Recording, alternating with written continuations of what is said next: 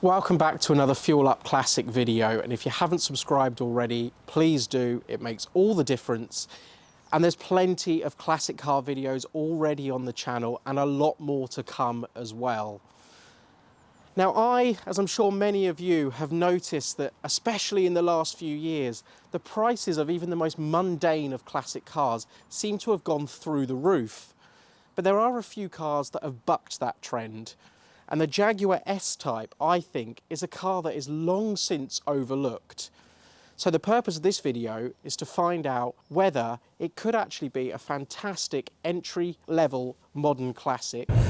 Now, I've owned quite a few Jaguars over the years, and there's actually been a Jaguar in my family pretty much consistently from about 1972 onwards. We've always had an XJ around, and I've had a few myself as well. But the S-Type is a car that I've never really taken much notice of.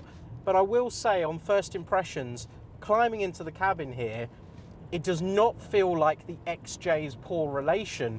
In fact, there's so many similarities. There's acres of wood, acres of leather absolutely everywhere.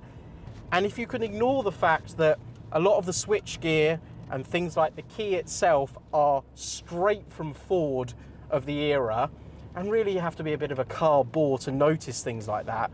This car was owned by Ford when it was produced, and that actually was a lifeline for Jaguar at the time. They pumped an awful lot of money into the company, and they desperately needed the S-Type to succeed. But time has kind of forgotten the S-Type a little bit, and I'm not quite sure why.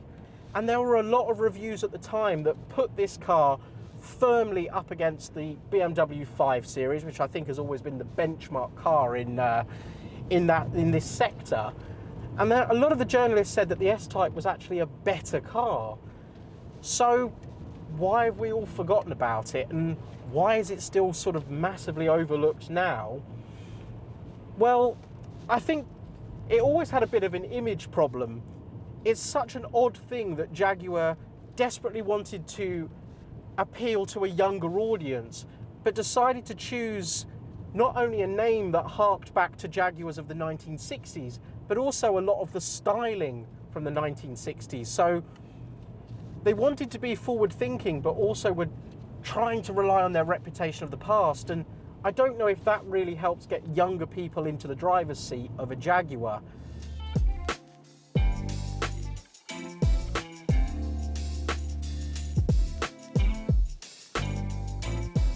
So let's talk about this particular Jaguar S-Type, because I think it's fairly unique.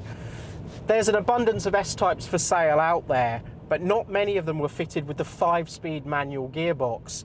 It is a strange thing for me, but having that third pedal does liven up this 3-litre V6 Duratec engine quite considerably.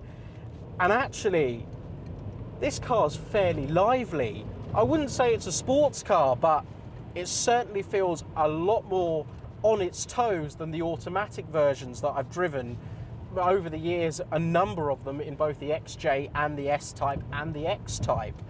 So it weirdly suits the car quite well. Another thing is just how refined the car is. There's very little road noise in here. I'm going over a fairly rough B road here, and it soaks up all the bumps really, really well. It does feel like a luxurious car.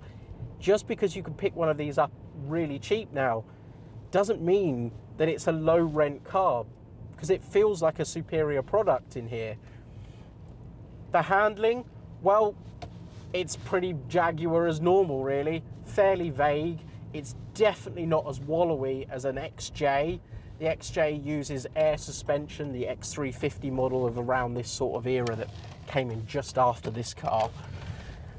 And that can be a bit of a wallowy old beast, but this is on conventional springs, and actually it holds the road really, really well.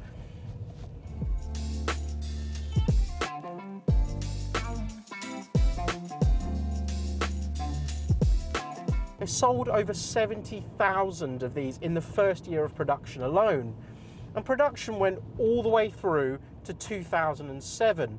There was a mild sort of refresh in about mid-2004, and that was done under Ian Callum, and those cars still look really attractive today. You had a variety of engines on offer, and when this car was introduced, you only had two. You had the 3-litre V6 Ford-derived Duratec engine, which is actually a great unit. I've had a couple of Jaguars with this engine. They've all gone well over 150,000 miles, and they've never given any trouble whatsoever. So I think the V6 is a great choice. But you could also have at the time the 4-litre AJ V8, which actually is a bit of a surprise at how quick that car can be. It's also silky smooth. And later on, there were certain advances with the engine. So the 4-litre became the 4.2, still a great engine, almost always mated to an automatic gearbox. And the V6 ended up actually reducing down to a 2.5-litre V6. And you saw the introduction of that 2.7 turbo diesel engine as well. So you can actually have a variety of different choices with this car, depending on your budget. But really, in terms of what I would seek out, is a really good V6 petrol specification. This very car we took on a long run yesterday, and we achieved 36 miles per gallon. Well, that's really impressive, I think, for a car that's 22 years old, is still relatively big and heavy. I thought that was pretty impressive miles per gallon figures.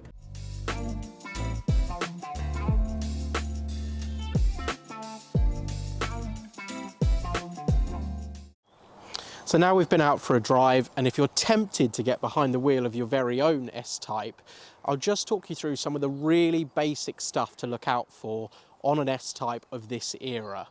And a lot of it really is common sense. If you've got the ability to get the car up in the air when you're viewing it, up on a ramp, it could save you a small fortune. So if that option's available to you, take it. But if you're not quite sure what to look at, bring along someone who does. A second pair of eyes can save you an absolute fortune and spot things that perhaps you might overlook when you're assessing whether the car's right for you. And thirdly, always do a car history check. That goes without saying. You want to make sure that the car itself has not got a bit of a dubious history behind it. But in particular, the things to look out for on the S-Type, I have to say, on the whole, they're really quite reliable cars. But we can break it down into certain sections, bodywork being the absolute number one. I'm not just talking about dents and scrapes, which that happens with any car, but they do suffer with rust in certain areas. So check all the way along, get down on the ground and checking all the way along the wheel arches and the sills, because if rot has got into those sills and it's not been caught early and treated properly and fixed properly, then it's enough to write a car off. So you want to make sure that it's nice and clean and solid in all those areas. Secondly, well, electrical issues can crop up with them. It's a 20-plus-year-old car now, so you want to check that everything inside works. Press every single button several times and satisfy yourself that everything electrical is working. In particular, the driver's window regulators. They love to fail on Jaguars of this era. It's not that expensive to put right, but it is a bit of a pain and it's a fiddly job. So check that all the windows operate and all the door locks operate as well, because that's another known failure point with these cars. And thirdly, just check that the car doesn't smell of damp, or it just seems a bit musky in there, because these cars can let water in and it will be very evident whether this car has absorbed moisture either in the boot or in the cabin itself. You'll smell it, it's musky, look for signs of mould or anything like that, because that gives signs that the car's letting water in, but also perhaps it's not being used very regularly, and you need to question why that might be. But on the whole, there's a couple of things engine-wise to look out for. The V6 petrol, in my experience, across a number of Jaguars that have been fitted with this engine, it's been a really reliable unit. You just want to look that it's been serviced regularly and properly. The early 4-litre AJ V8s, well, they can suffer with timing chain and tensioner issues. Most of these cars now would have been replaced. They'll probably be on their second set. Later 4.2 cars are not as badly affected. So you might want to seek out one of those, but it's still worth looking in the history to see if it's ever been replaced. It's quite an expensive job on the V8s actually. And the diesels, there's a lot more to go wrong with them. You're talking turbochargers, injectors, EGR valves, and they've got a bit of a nasty habit of snapping their crankshafts. If that happens, it's the game over for the car. It's simply not worth repairing. For me, and there'll be many people that have done many, many miles in a diesel version of these and had no issues, but for me, I just avoid them altogether. There's 2 cam belts on there as well. I just think it's massively complicated. Go for a nice simple V6 petrol and you should have very little issues.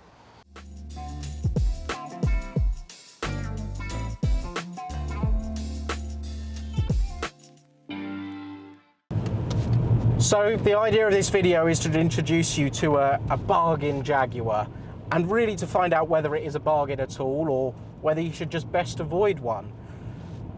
But there's no denying that these cars are cheap. They're really cheap for what they offer, and I don't think I'm alone in noticing that our hard-earned money doesn't go as far as it used to anymore. Everything seems to be expensive. So having a little bit of a luxury in our lives is still achievable on a modest budget, especially with the case of the S-Type. And you can pick one of these up from as little as £1,500 with an MOT and drivable. Now, for that sort of money, it will be a ropey high mileage example, and it's probably a car that you'll really get to its next MOT and then throw it away. But up your budget ever so slightly, and you can get hold of really well looked after examples for about £2,500. And there isn't a lot out there on the used car market, let alone a Jaguar and a modern classic, that can offer this kind of luxury for that little money. Now, prices rise to about £4,000, maybe £5,000 for the very best examples out there, which is still relatively low for what this car offers. And you'll be paying probably double that for an S-Type R. They were rare back in the day, let alone now, and they are the only model in the S-Type lineup that have kind of bucked this depreciation trend. They've actually crept up in value in the last few years. So expect to spend probably about £10,000 to £12,000 for an R. But as I say, that's a different animal. We're talking about the conventional S-Type here. For just a few £1,000s, you get all this luxury.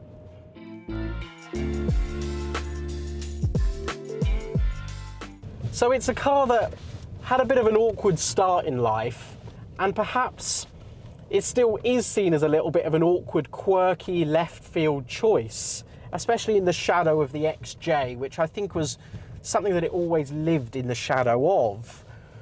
But it was a hugely important car for Jaguar. It had a massive effect on their finances at the time. And although you might consider that the XF, which is an Ian Callum designed car that took Jaguar into the modern era, that wasn't completely a whole new car. It actually shared an awful lot of its underpinnings with the S-Type. So it paved the way for Jaguar to modernise itself. Now, I'm not sure that the classic car world is ready to accept an S-Type as a bona fide classic car, but that shouldn't matter. This is just about enjoying a car for what it is and at the price point that it is. But that's not to say that in a few years' time we might start looking at these cars in a very, very different light. And we might even, a few years further down the line, go, I remember when these were really cheap. So perhaps if you're in the market for something that isn't going to break the bank, is going to offer a really nice, enjoyable, luxurious ownership experience, you might want to consider an S-Type Jag, because they've been overlooked for too long, and actually I think they could be a bit of a shrewd buy.